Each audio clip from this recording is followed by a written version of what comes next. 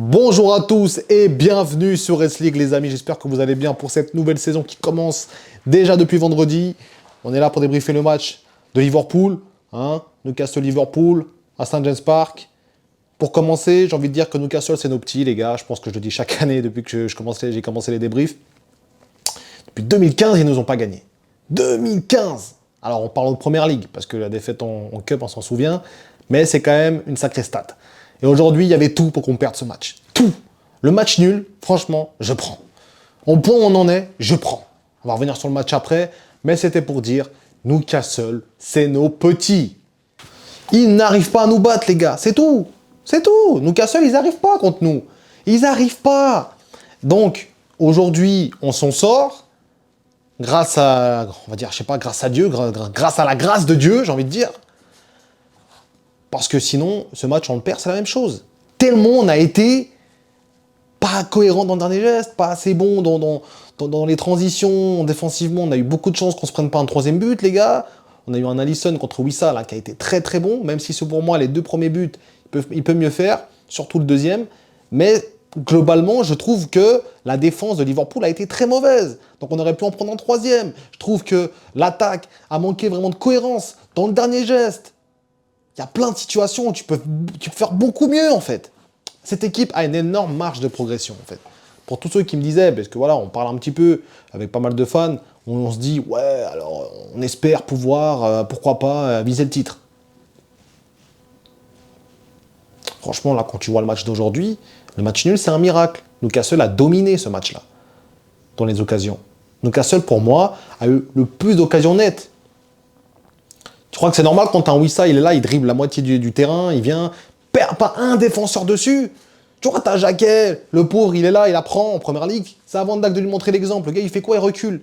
Il recule jusqu'à ses cages. Encore une fois, les mêmes problèmes. Alors Van Dijk, on sait comme il défend. On sait, une énorme passivité défensive. Mais quand même, sur le deuxième but, t'es à 2 contre 5, t'arrives pas à prendre le ballon. Wissa, il fait ce qu'il veut. Quand même, les gars, non, franchement... On peut dire ce qu'on veut sur le match en globalité, on a eu beaucoup de chance. Aujourd'hui, on a eu beaucoup de chance de s'en sortir avec un match nul. Avec ce Munoz, on va en parler d'ailleurs, qui pour moi a été très bon. Très bonne rentrée, très bon remplaçant. On était sceptiques, là, match officiel contre Newcastle, là, il vient te chipper le penalty, il fait de bonnes choses. Donc pourquoi pas, très bon remplaçant, ça c'est une bonne recrue pour la suite. Maintenant, voilà, il nous faut des titulaires. Il nous faut des titulaires dans cette équipe-là. On va venir après sur les joueurs. Mais il nous faut des titulaires. On a besoin de titulaires dans cette équipe. Ce match-là, pour Rio Ngomoa, c'est très compliqué. Franchement, c'est pas loin du médiocre, Rio Ngomoa, dans ce match-là. Il joue pas à son poste. Là, le meilleur offensif, c'était Gakpo.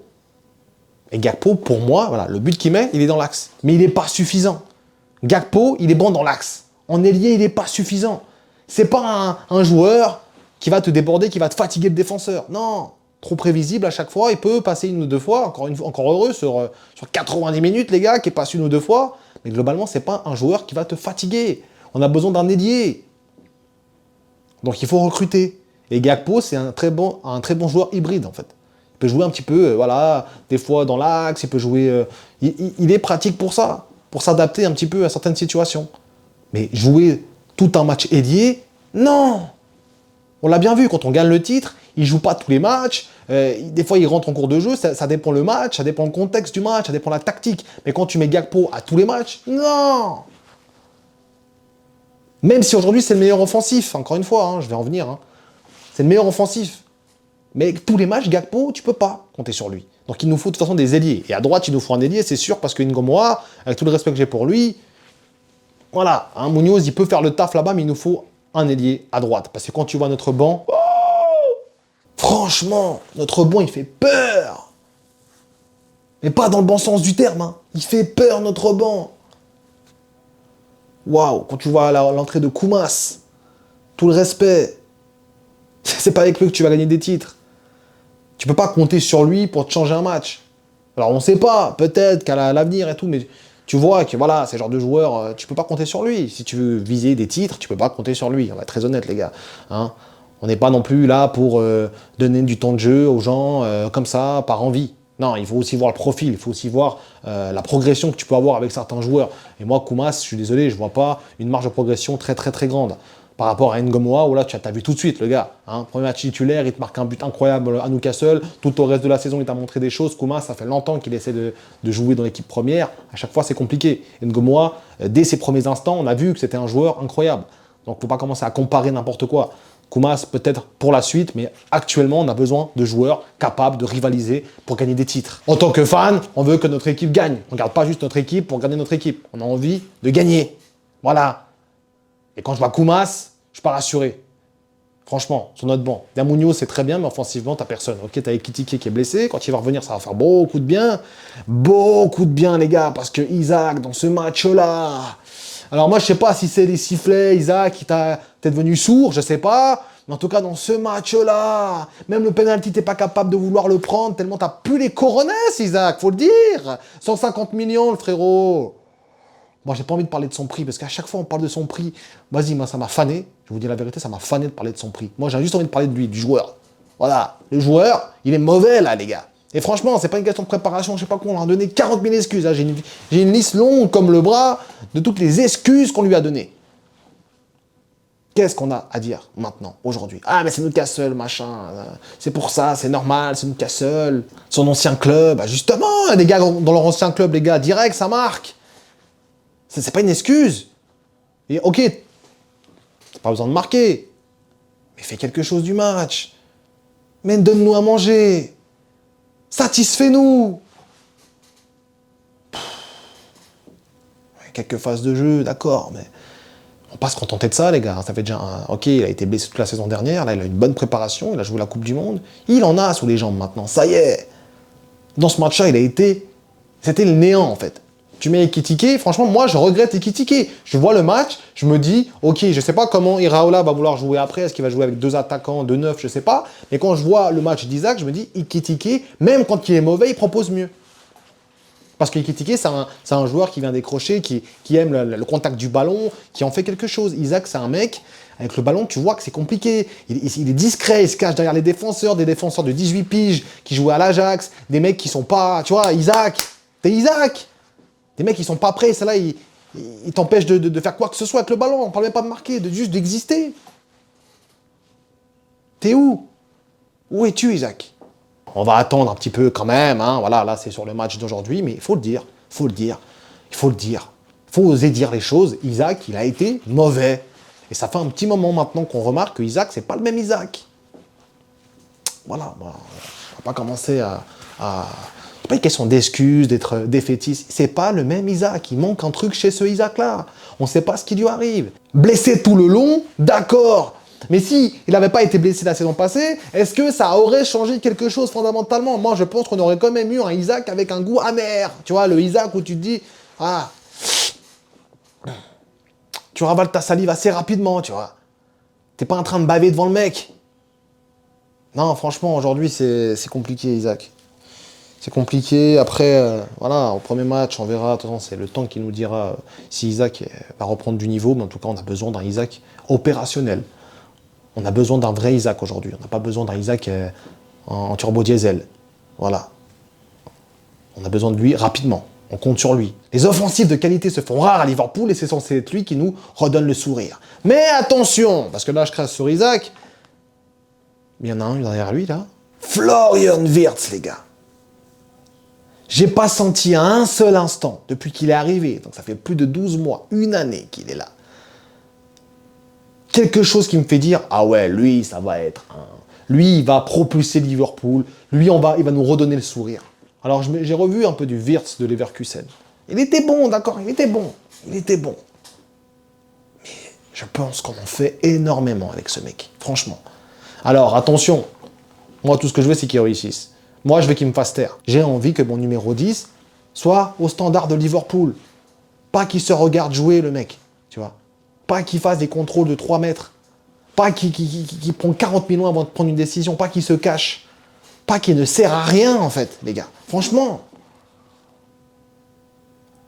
Franchement, les gars, Wirtz, aujourd'hui, c'est très compliqué. Il sort à l'heure de jeu. Et on parle d'un mec qui est censé nous porter à l'heure de jeu.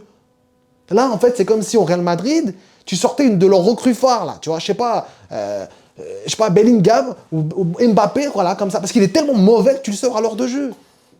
Franchement, non, c'est... Faut dire que Wirtz, ces gars, c'est un standard élevé. On parle d'un joueur qui se hisse dans le haut du panier, là. On parle pas d'un mec qui vient d'arriver, qu'on doit lui laisser du temps. On parle de la star de demain, de la relève, de la Mannschaft. On parle d'un joueur, quand même, qui est censé porter Liverpool, qui est au centre même du projet. Et il est où? Il sort à l'heure de jeu, parce qu'il est tellement mauvais, les gars. Alors moi, je suis content que Iraola l'a sorti, hein. Je suis content qu'il est sorti, parce que, franchement, vu son match, c'était mieux qu'il sorte. McAllister a rapporté un truc, Szoboszlai a joué un peu plus haut. Je suis content. Mais là où je me pose la question, c'est en fait, on est obligé de le sortir pour exister. Parce que quand il est sorti, j'ai trouvé que Liverpool avait plus d'occasions, plus de facilité dans le jeu à créer des occasions. Franchement, c'est grave. Bon, je vais pas trop m'énerver, on n'est qu'au premier match. On va voir, on verra la suite. Moi, j'espère qu'il me fera mentir. Moi, j'espère juste qu'il me fera mentir. Voilà. Je me base sur ce que j'ai vu la saison passée et sur ce que je vois aujourd'hui. Voilà. Demain, on verra. Demain, c'est loin.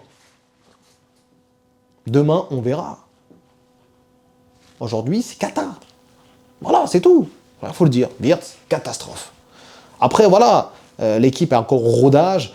Moi, j'ai beaucoup aimé notre milieu de terrain, même si des fois, c'est là qu'on voit qu'il nous manque un vrai 6 de métier, parce que des fois, on est trop haut et on n'arrive pas à redescendre. Les deux, voilà, nos 2-8, le double pivot, ils sont toujours très très hauts. C'est pour ça qu'on s'est pris ces buts. C'est qu'au final, ils sont tellement hauts sur le terrain que dès que ça part en contre-attaque, bah, c'est directement attaque-défense, en fait.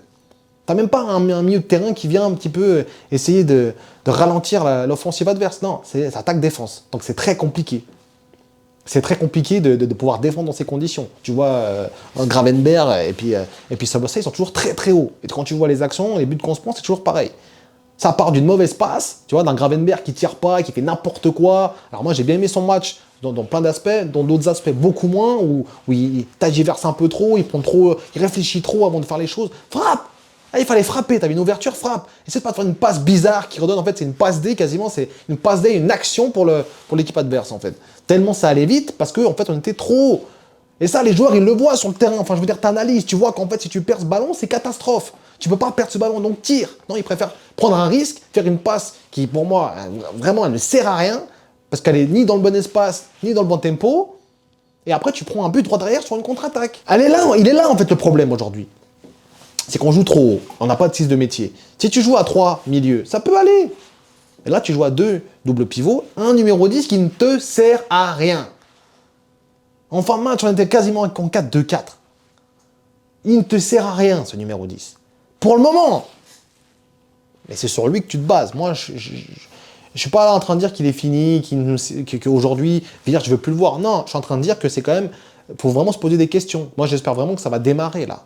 Moi, j'ai pas vu un Wirtz prendre possession là, de ce rôle qu'il doit avoir, en fait. Entre le milieu de terrain, l'attaque, ses responsabilités, être juste dans le bon tempo, bien servir ses ailiers, ses attaquants. Non, je vois un Wirtz perdu, en fait. Du père. Et moi, franchement, ça me fait souci. Alors, il n'est pas fini. Je dis pas qu'il est fini. Je dis pas que c'est la fin de Wirtz, machin. Je dis juste qu'il faut se poser des questions. Et il faut voir comment améliorer cette équipe-là. De quel système tu vas pouvoir aborder pour améliorer cette équipe-là. On l'a essayé à gauche aussi la saison passée. C'est compliqué, c'est pas un ailier. Il a besoin de liberté. Mais le problème, c'est que tes 2-8, ils montent beaucoup trop. Ton 6, Gravenberch et ton 8, bon, c'est un double pivot, ils montent beaucoup trop. Et du coup, ce qui fait que quand tu as Wirtz qui est haut, bah, tu as les deux milieux de terrain qui sont beaucoup trop hauts, et après, il s'en mêle les pinceaux. Tu le vois plusieurs fois, il ne sait pas où donner de la tête. Parce que je pense qu'il faut trouver le bon système. Et actuellement, Wirtz, ça ne va pas. Parce qu'à la base, tu as un Szoboszlai qui est un 10 de métier. Je pense que lui, il veut vraiment beaucoup toucher le ballon aussi. Il fait beaucoup d'efforts. Szoboszlai qui a été encore une fois monstrueux aujourd'hui. Il y en a beaucoup qui disent « Ouais, t'es un malade de dire que Szoboszlai est mauvais. » J'ai pas dit qu'il était mauvais, attention. Faut pas commencer à déplacer mes propos. J'ai juste dit que Szoboszlai, pour le moment, je pense pas qu'il ait les épaules pour être capitaine de Liverpool. Pour le moment. Parce que Szoboszlai est capable du meilleur comme du pire. Il est capable de te faire un match incroyable et de te faire une erreur qui te plombe le match. Attention. Son contrôle là, de 10 mètres de long. Moi, je l'ai vu. Je l'ai vu parce que c'était tellement aberrant que je me dis, mais comment c'est possible que tu puisses contrôler un ballon pareillement? Mais à côté de ça, il te fait un match incroyable. Il te fait un penalty. Franchement, j'y croyais pas. En fait, je pensais qu'il l'avait loupé à la base, en temps réel. Incroyable penalty, faut avoir les cojones, comme on dit, pour faire un penalty de cette manière à la fin. Faut vraiment avoir les cojones bien durs. Incroyable. En plus, après la petite célébration, non, on voit qu'il en a, il en a sous le caleçon. il en a. C'est pas ça le problème. C'est juste que je pense qu'il faut trouver le bon système. Et des fois, il a tendance à un petit peu trop abuser. Il abuse du bail, c'est notre meilleur joueur, mais des fois, il peut te faire des trucs, des trucs un peu bébêtes. Je pense que vous voyez ce que je veux dire avec ce boss-là. En tout cas, grand respect à lui, encore une fois, quel match. Après, voilà, j'ai parlé de Wirtz, mais je vais pas trop m'attarder sur lui, on va le laisser encore bien 2-3 mois avant de pouvoir parler, mais en tout cas, actuellement, moi, je vois le même Wirtz que la saison passée, et c'est pas rassurant. Voilà. Au niveau de la défense, bah voilà, si on veut venir vraiment dans le cœur et le vif du sujet, le vif du problème, c'est cette défense. Le problème dans cette équipe, c'est cette défense.